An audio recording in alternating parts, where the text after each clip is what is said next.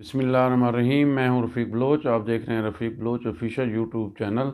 तो दोस्तों, आज हम जो है ना देखते हैं कि महज़्ज़ब कौमें कैसी होती हैं और उनका रवैया कैसा होता है, उनको हुक्मरान कैसे होते हैं और उनके मातहत जो अमला होता है वो कैसे होता है।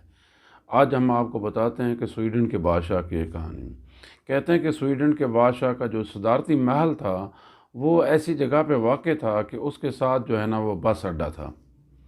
तो जो जिसकी वजह से वहाँ जो है ना सदर साहब को तकलीफ़ होती थी, शोर होता था, तो इस वजह से उनको कोफ़त होती थी। हर वक्त वहाँ हॉर्न, बसों का शोर होता था। तो उन्होंने इंतज़ामिया को लिखा कि क्योंकि यहाँ शहनशाह का महल है, तो बसों का अड्डा यहाँ ठीक नहीं है, जिसकी वजह से शोर होता है, तो सदर साहब को मुश्किल होती है। लिहाजा इसको यहाँ से जो है ना इंतज़ामिया को कहा कि किसी दूसरी जगह जो है ना वो तब्दील कर दिया जाए, मुंतकिल कर दिया जाए।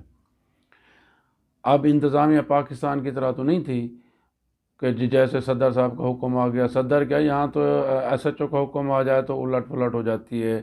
तो उन्होंने बड़ा गौर व गौस खौज किया, अपने कवानीन देखे, अपने जो है बजट देखा, हर चीज़ देखी।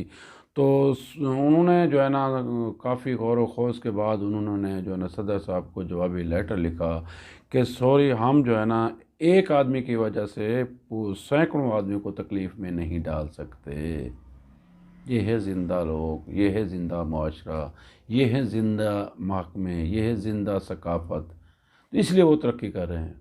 कि एक बादशाह ने कहा कि बस अड्डा तब्दील कर दें, उन्होंने कहा नहीं, हम आपकी वजह से इतने सारे लोगों को तकलीफ़ में नहीं डाल सकते। तो उन्होंने माज़रत कर ली। तो यही जो है ना ज़िंदा कौमों की यही तरक्की की अलामत होती है। अगर ये चीज़ें हमने अपने मुल्क के अंदर पैदा कर ली, अगर ये चीज़ें हमने अपने महकमों के अंदर पैदा कर ली, तो यकीन माने हम जो है ना वो कामयाब हो जाएंगे। तो ये एक स्वीडन के बादशाह की कहानी थी और वहाँ के एक ताकतवर जो है ना जैसे कवानीन हैं या उनका निज़ाम है या महकमे हैं, उनकी एक कहानी थी। तो मैंने कहा आप दोस्तों को बता दूं। तो इस दुआ के साथ अल्लाह ताला हमको भी, हालांकि ये हमारे प्रिंसिपल्स हैं, इस्लामी तालीमात हैं जिन पे वो अमल कर रहे हैं, अल्लाह ताला हमें जो है ना इस्लाम की सही तालीमात पर अमल करने की तौफीक दे और जो है अच्छे अमल करने की तौफीक दे। वस्सलाम।